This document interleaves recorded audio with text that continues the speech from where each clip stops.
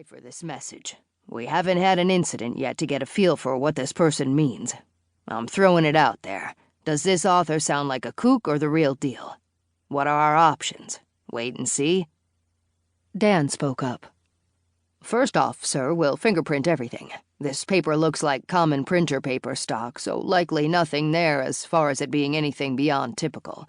We can't get a determination from the note itself. It's typed in notepad, then printed out. If we can't lift prints off the letter or envelope, we are at a dead end with those items.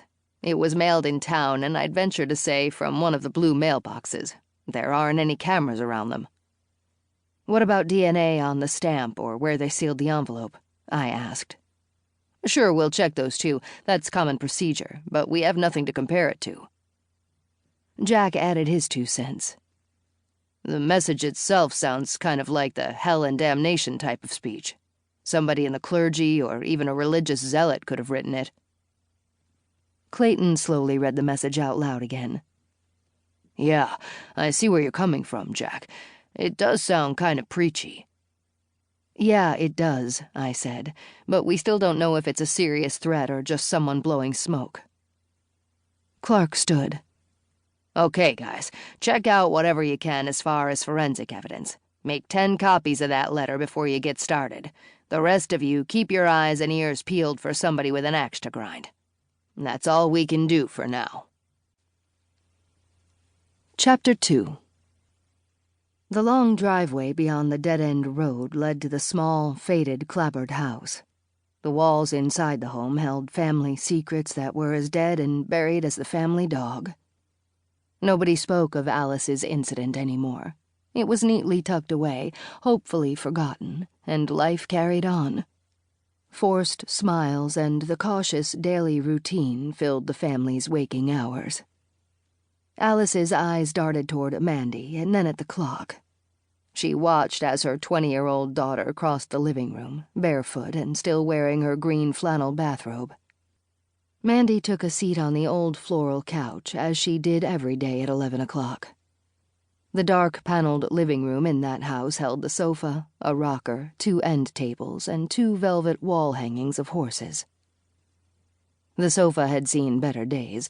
Sun fading had taken a toll on it after being in front of windows year after year.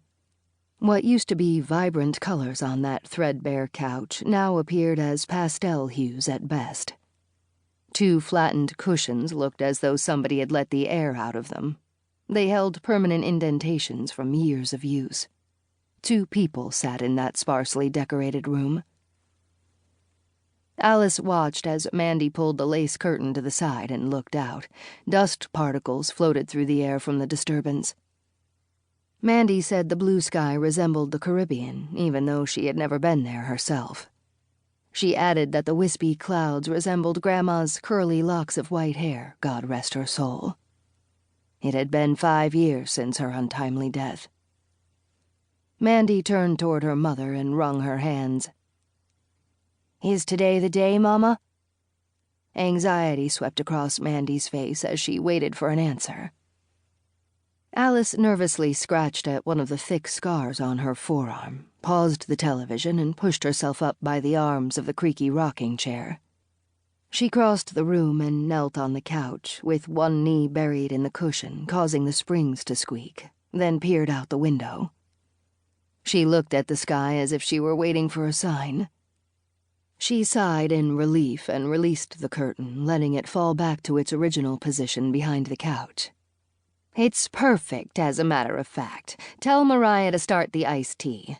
It's a good day for your daddy to die. Dread and her mother's command forced Mandy off the couch.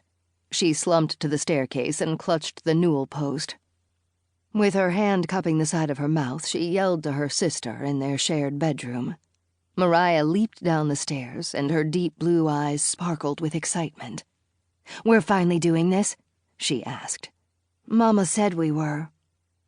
Mariah opened the silverware drawer and lifted out the plastic utensil tray. Underneath, folded neatly into a tiny square, was just what she needed. She hopped up on the wrought-iron bar stool with the cracked vinyl seat and carefully unfolded the piece of pink paper she had been saving for weeks. She